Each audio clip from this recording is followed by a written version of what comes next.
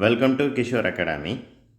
இன்றைக்கி இந்த வீடியோவில் 12th standard physics English medium total internal ரிஃப்ளெக்ஷன்னா என்ன அப்படிங்கிறது பார்க்க போகிறோம். டெஃபினிஷன் 2 மார்க் கொஸ்டின் இங்கே இருக்குது பாருங்கள். இது எங்கே இருக்குது அப்படின்னா செகண்ட் வால்யூமில், இது 6th சாப்டர், பேஜ் நம்பர் 19 இருக்குது. English medium students, Tamil medium students எப்படி கண்டுபிடிக்கலாம்?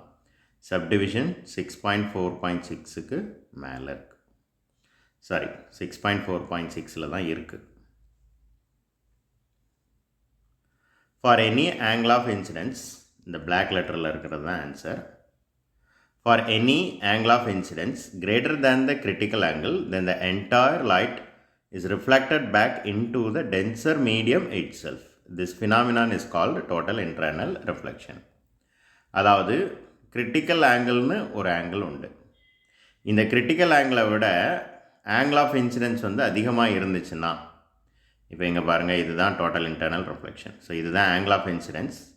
இது எப்படி இருக்குது அப்படின்னா கிரிட்டிக்கல் ஆங்கிளை விட பெருசாக இருக்குது. பெருசாக இருந்துச்சுன்னா அந்த டென்சர் மீடியத்துக்குள்ளேயே கண்டிப்பாக மறுபடியும் ஃபுல்லாக ரிஃப்ளெக்ட் ஆகி உள்ளே போயிடுது, அந்த மீடியத்துக்குள்ளே தான் போயிடுது. தட் மீன்ஸ் ரிஃப்ராக்டட் ஆகி வெளில வரல, ரிஃப்ராக்ஷன் ஆகி வெளில வரல.